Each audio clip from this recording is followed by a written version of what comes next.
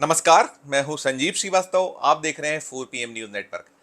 मध्य प्रदेश में लोकसभा चुनाव के लिए चुनाव की जो सरगर्मियां हैं चरम पर हैं। राज्य में पहले चरण में 6 सीटों पर 19 अप्रैल को वोटिंग होना है और इस वोटिंग के मद्देनजर कांग्रेस और भारतीय जनता पार्टी ने अपनी अपनी तैयारियां तो तेज कर ही रखी हैं, साथ साथ बड़े नेता भी चुनाव मैदान में उतर चुके हैं। चुनावी दौरे हो रहे हैं और बीते 3 दिनों में मध्य प्रदेश में राहुल गांधी वर्सेस प्रधानमंत्री नरेंद्र मोदी का दृश्य बना है। प्रधानमंत्री नरेंद्र मोदी रविवार को मध्य प्रदेश पहुंचे थे। उन्होंने जबलपुर में रोड शो किया है। जो 6 सीटें हैं जहां पर पहले चरण में वोट डाले जाने, उसमें सीधी, शहडोल, जबलपुर, मंडला, बालाघाट और छिंदवाड़ा शामिल है। महाकौशल का जो क्षेत्र है जहां प्रधानमंत्री आए थे रविवार को, वहां से लगी जो सीट है, जबलपुर से लगी, जबलपुर आए थे, रोड शो किया था, उससे लगी सीटें हैं मंडला है, बालाघाट और छिंदवाड़ा है। साथ साथ सभी 6 सीटें महत्वपूर्ण हैं और उनके ठीक बाद, प्रधानमंत्री के रोड शो के ठीक बाद सोमवार को राहुल गांधी ने मध्य प्रदेश के इन्हीं महाकौशल क्षेत्र का दौरा किया है और वो मंडला और साथ साथ शहडोल सीटों पर प्रचार के लिए पहुंचे हैं। उन्होंने सिवनी में भी एक चुनावी सभा की है और ये पूरा का पूरा क्षेत्र, इसमें ऐसे हालात हैं कि यदि हम इसको 2019 के चुनाव को देखें तो 2019 के चुनाव में इन 6 सीटों में 5 भारतीय जनता पार्टी के पास थी और सिर्फ एक, छिंदवाड़ा भर, कांग्रेस को मिल पाई थी। तो यहां दांव पेंच चल रहे हैं। राहुल गांधी ने एक बड़ा दांव खेला है, क्योंकि ये जो सीटें हैं, खासकर मंडला, शहडोल और जिस क्षेत्र में वे पहुंचे थे कल प्रचार के लिए, और अभी आज सुबह सुबह वे रवाना हो पाए हैं। दरअसल उनके जो चॉपर था उसका फ्यूल खत्म हो गया था। फ्यूल भोपाल से जब तक पहुंचता तब तक शाम हो चुकी थी और जो प्लेन, उनका जो चॉपर था उड़ने की स्थिति में नहीं था, तो रात उन्होंने शहडोल में बिताई है और आज सुबह वे उमरिया होते हुए वो अपने वापस अगले गंतव्य के लिए उड़ गए। और उन्होंने सुबह वहां से रवाना होने के पहले ट्राइबल, एक जो महिलाओं का हुजूम था, जो महुआ बीनते उन्हें जंगलों में नजर आया था, क्योंकि बाय रोड पहुंचे थे शहडोल से उमरिया, तो वहां रुके थे। उन्होंने वो महुआ बीनने में एक जो होता है वो भूमिका अदा की थी, साथ साथ महुआ खाकर देखा था, मुलाकातें की थी। राहुल गांधी को अब ध्यान होगा कि वे बहुत सतत यात्राएं कर रहे हैं। उनकी जो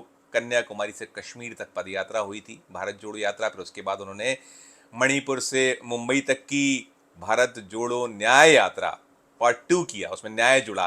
और राहुल गांधी जब कल ये जो महाकौशल का क्षेत्र है वहाँ चुनाव प्रचार के लिए अपने उम्मीदवारों के पक्ष में एक प्रचार के लिए पहुंचे, तो उन्होंने एक बड़ा दांव खेला है। उन्होंने जो न्याय पत्र जारी किया गया है कांग्रेस की ओर से और कुछ 25 गारंटियां दी गई हैं, वो सारी की सारी गारंटियां वोटरों के बीच गिनाई है। और इसके अलावा जो एक बड़ा दांव खेला है, उन्होंने ये दांव खेला है कि 50% से ज़्यादा जिस क्षेत्र में आदिवासी हैं वहाँ कलेक्टर नहीं बैठाया जाएगा यदि हमारी सरकार आई। अभी दूर की कौड़ी है ये, केंद्र में भी अभी सत्ता में आना है, यदि आती है, जिस तरीके से संघर्ष है इंडिया अलायंस का और क्या कुछ मिलता है क्या कुछ होता है वो तो बात की बात होगी। उन्होंने ये दांव खेला है कि हमारी सरकार कभी बनी।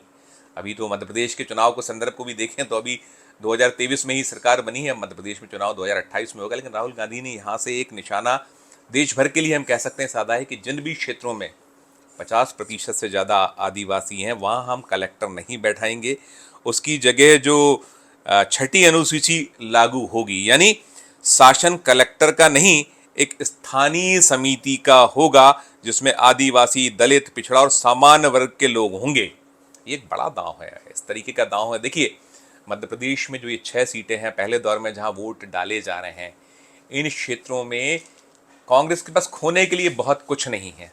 2014 या 2019 के लोकसभा चुनाव को उठाकर देखें तो इन 6 सीटों में 5 भारतीय जनता पार्टी के पास, 14 में भी थी और 19 में भी थी। महज एक सीट छिंदवाड़ा भर, चाहे वो 2014 का चुनाव हो और चाहे 2019 का हो, वो मिल पाई थी। इस बार भी राहुल गांधी का प्रयास ये है कि छिंदवाड़ा तो जो है वो मिले सो मिले, वहां कमलनाथ और नकुलनाथ की साख दांव पर है। भारतीय जनता पार्टी ने विवेक बंटी साहू को उतारा है मैदान में, युवा नेता है मुकाबले के लिए, और वहाँ बड़ी तोड़फोड़ चल रही है। हमने इसके पहले भी 4 PM में दर्शकों को रिपोर्ट किया है कि क्या कुछ नज़ारा है छिंदवाड़ा का, वो आपको ध्यान है, इसलिए उसको दोहराने की आवश्यकता नहीं है। लेकिन वहाँ जो दृश्य बन रहा है उसमें कांग्रेस दावा कर रही है कि हम इस सीट को नहीं खोने वाले हैं, हम जीत के दिखाएंगे। उधर भारतीय जनता पार्टी सीट को भी हासिल करने के लिए पूरे जतन कर रही है, लेकिन कांग्रेस के पास जो मैंने कहा खोने के लिए कुछ खास नहीं है, और यही दांव राहुल गांधी ने खेला है। और जो खबरें निकल कर आती हैं, मंडला जो सीट है, मंडला सीट पर फग्गन सिंह कुलस्ते केंद्रीय मंत्री रहे हैं, मोदी मंत्रिमंडल में भी हाल ही में थे। उन्हें विधानसभा चुनाव में जब उतारा गया था तो उनको इस्तीफा देना पड़ा था सांसद पद से, मंत्री पद उनका चला गया था। वे पुनः मैदान में, और उनके सामने कांग्रेस ने ओमकार सिंह मरकाम, अपने विधायक जो 2023 में जीत के आए, उनको उतारा है। और वहाँ पर कांग्रेस की सख्त नज़र है, उस पर निगाह बनाए हुए है। साथ साथ सीधी शहडोल के लिए भी संघर्षरत है। और जबलपुर में जो प्रधानमंत्री का रोड शो हुआ, उस रोड शो के पहले विधानसभा चुनाव के दौरान राहुल गांधी ने यहाँ एक शो किया था, और उस शो को जबरदस्त रिस्पांस मिला था, भीड़ के मान से हिट रहा था, ऐसा माना गया था। हालांकि उस प्रोपोर्शनेट सीटें नहीं मिल पाई थी विधानसभा के चुनाव में, लेकिन कुछ सीटों पे वापसी कांग्रेस ने की थी, कुछ एक आध नई सीट भी जीतने में इस क्षेत्र में सफल हुई थी। तो कुल मिलाकर एक जो चुनावी माहौल है, जो दांव पेच है, वो पूरे चरम पर है। और इस वक्त आज जब पुनः मोदी मध्य प्रदेश पहुंच रहे हैं, अब उनके नज़र में बालाघाट सीट है। देखिए, मध्य प्रदेश में भले ही 2014 में 29 में से 27 सीटें बीजेपी ने जीती हों, फिर उसके बाद 2019 में 28 सीटें जीती हों, और ये जो सीटें हैं जिस क्षेत्र में प्रधानमंत्री आ जा रहे हैं, बालाघाट आ रहे हैं, ये सीट भी पिछले चुनावों में बीजेपी के पास थी। अब बीजेपी के पास सीट थी तो कहीं ना कहीं चिंता है। इस बार जो बालाघाट में भारतीय जनता पार्टी ने दांव खेला, अपने पुराने सांसद जो थे उनका टिकट काटा गया, उसकी जगह डॉक्टर भारती पारदी को टिकट दिया है। एक ऐसी नेता है जिन्हें पार्षद हैं, वो अभी मौजूदा जो भारतीय जनता पार्टी की पार्षद हैं, और उन पार्षद को सीधे सांसद का टिकट दिया गया। तो वहाँ भी किला लड़ाया जा रहा है। वहाँ से जो खबरें आ रही हैं ठीक नहीं है। शायद यही वजह है कि प्रधानमंत्री नरेंद्र मोदी आज वहाँ पहुँच रहे हैं।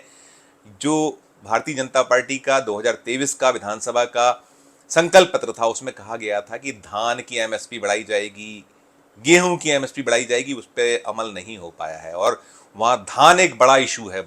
निकल कर आ रहा है कि वहाँ जो खबरें निकल कर रही हैं उसमें कई ऐसे गांव हैं, कई ऐसे क्षेत्र हैं जहाँ भारतीय पारदी को बैरंगल उठाया जा रहा है, घुसने भी नहीं दिया जा रहा है, उनसे हिसाब मांगा जा रहा है, भारतीय जनता पार्टी के नेताओं से हिसाब मांगा जा रहा है। वहाँ प्रहलाद पटेल जो केंद्रीय मंत्री थे, मोदी मंत्रिमंडल में उन्हें स्थान मिला हुआ था, अभी तो वे मोहन यादव सरकार में वरिष्ठ मंत्री हैं, वे वहाँ किला लड़ा रहे हैं, लेकिन कठिनाइयाँ पेश आ रही हैं। और इसलिए ऐसा माना जा रहा है कि प्रधानमंत्री बालाघाट में कोई भी रिस्क लेना नहीं चाह रहे हैं। वहाँ डॉक्टर भारती पारदी सीधे केंद्रीय नेतृत्व की पसंद है, वहाँ उसको उनको टिकट बड़ा विस्मय हुआ था कि ये नाम कहाँ से निकला, कैसे आया। जो मोदी शाह जिस तरीके से अपनी जेबों से मुख्यमंत्री निकालते हैं या नाम देते हैं, वैसे ही कुछ दृश्य वहाँ बना है। और वहाँ सम्राट सारस्वार ये कांग्रेस के प्रत्याशी हैं। ये कांग्रेस के पूर्व विधायक और दिग्विजय सरकार में मंत्री भी रहे थे जब 1993 से 2003 के बीच सत्ता थी कांग्रेस के हाथों में मध्य प्रदेश की। तो अशोक सारस्वार पूर्व विधायक उनके सुपुत्र हैं। और साथ साथ यहाँ एक संघर्ष थोड़ा इसलिए कठिन हो रहा है बीजेपी के लिए कि कंकर मुंजारे भी उतरे हुए हैं। वो निर्दलीय सांसद रहे हैं बालाघाट से, और निर्दलीय सांसद रहने के अलावा अभी उन्हें बहुजन समाज पार्टी से टिकट दिया गया, और उनकी पत्नी कांग्रेस से विधायक हैं। और इसी सब के चलते उन्होंने अपना घर छोड़ा है कि उनकी पत्नी कांग्रेस के टिकट से विधायक हैं और उन्हें बसपा से टिकट मिला है। तो दोनों पति पत्नी फिलहाल अलग हैं, अपने अपने दलों के लिए प्रचार करे। तो एक दिलचस्प, एक रोचक सा दृश्य बालाघाट में बना हुआ है। माना यह जा रहा है कि वहां इस बार आसान नहीं होगा भारतीय जनता पार्टी के लिए। भले ही वहां चुनाव ये बताया जा रहा है मोदी वर्सेस अन्य है, उसमें कोई स्थानीय मुद्दे काम बहुत कर नहीं रहे हैं, प्रदेश के मुद्दे कोई काम कर नहीं, बल्कि प्रदेश के मुद्दों को लेकर तो विरोध है। जैसा मैंने कहा कि धान की एमएसपी को लेकर बैरंग लौटा रहे हैं, पूछा जा रहा है कि कहाँ है। और भी कई जो मध्य प्रदेश सरकार के वादे हैं उससे भी कहीं पूछा जा रहा है, और केंद्र के भी कुछ वादे और जो उनकी संकल्प रहे थे पिछले चुनाव में उसको लेकर भी सवाल हो रहे हैं। लेकिन प्रधानमंत्री नरेंद्र मोदी किला लड़ा रहे हैं, वहाँ पहुँच रहे हैं आज। उनको कहीं जो भी कोर कसर है उसको पूरा करने का बीजेपी या उनके दल की ओर से प्रयास है। अभी जब मैं वीडियो बना रहा हूँ उसके पहले बनाते वक्त तक मोदी नहीं पहुंचे थे। 2:30 बजे के लगभग उनकी सभा होनी है, तो वहाँ तैयारियाँ पूरी हो चुकी हैं, मंच सजा हुआ है और इस समय वहाँ जो बीजेपी की ओर से प्रचार प्रसार मंच से हो रहा है अपने प्रत्याशी के लिए, तो वो सीट है। फिर इसके अलावा यदि हम जबलपुर देखें तो जबलपुर में आशीष दुबे हैं बीजेपी के युवा प्रत्याशी, उनके सामने दिनेश यादव हैं, इनके बीच मुकाबला है। और शहडोल में हिमाद्री सिंह वर्सेस फुंदेलाल मार्को है। हिमाद्री सिंह पुरानी सांसद हैं और उनके सामने फुंदेलाल मार्को कांग्रेस के प्रत्याशी हैं। साथ साथ सीधी में डॉक्टर राजेश मिश्रा ये बीजेपी के प्रत्याशी, उनके सामने कमलेश्वर पटेल, ये कमलनाथ सरकार में मंत्री रहे हैं और साथ साथ दिग्विजय सरकार में मंत्री रहे इंद्रजीत कुमार पटेल के ये पुत्र हैं। कई बार इंद्रजीत कुमार पटेल क्षेत्र में यहाँ विधायक का चुनाव जीतते रहे इसी जिले से, और कमलेश्वर पटेल भी लगातार चुनाव जीते हैं, लेकिन सांसद के जो टिकट पर चुनाव उनका बड़ा रोचक सा बना हुआ है। वहाँ क्या कुछ कर पाते हैं, वहाँ जातीय समीकरण बड़े महत्वपूर्ण होते हैं। तो कुल मिलाकर पहले दौर की जो 6 सीटें हैं, इन 6 सीटों पर कई सीटों पर पेंच फंसे हुए हैं। अब मोदी का चेहरा कितना काम करता है, क्या कुछ उनका करिश्मा रंग लाता है, ये तो जब चुनाव के नतीजे आएंगे उसके बाद साफ होगा। मैंने जैसा कहा, कांग्रेस के पास खोने के लिए कुछ नहीं है, जितना खोना था वो खो चुकी है। जो चरम रहा है वो 2019 में 28 सीटों की हार रही है, छिंदवाड़ा भर उसके पास थी, बाकी सब सीटें हारी थी। तो अगर जो भी सीटें बढ़ती हैं, यदि 1 से 2 होती हैं, 2 से 3 होती हैं, 3 से 4 होती हैं और इससे ज़्यादा भी होती हैं, तो आप उसको मल्टीप्लाई करते जाइए कि 1 सीट थी, अगर 2 जीते तो 100% सफलता, 3 जीते तो 200% सफलता। तो इस तरीके का दृश्य है और अभी ये शुरुआत है मध्य प्रदेश में। पहले दौर का ये जो दृश्य था वो हमने आप तक पहुँचाया। हम फिर किसी नए विषय, नए मुद्दे के साथ आपके समक्ष उपस्थित होंगे। हमारी अपील कि हमारे चैनल को लाइक कीजिए, सब्सक्राइब कीजिए, और यदि आपने मध्य प्रदेश के चैनल के ज्वाइन का बटन दबाया तो ज्वाइन का बटन जरूर दबाइए, बेल आइकन भी दबाइए ताकि आपको हर खबर हमारी वक्त पर मिल सके। साथ साथ हमारे इस वीडियो को अधिक से अधिक लोगों से शेयर कीजिए। वीडियो के कमेंट बॉक्स में जाकर कमेंट जरूर कीजिए कि ये वीडियो आपको कैसा लगा, और देखते रहिए 4 PM Madhya Pradesh, 4 PM national और 4 PM हमारे अन्य राज्यों के चैनलों को। धन्यवाद, नमस्कार।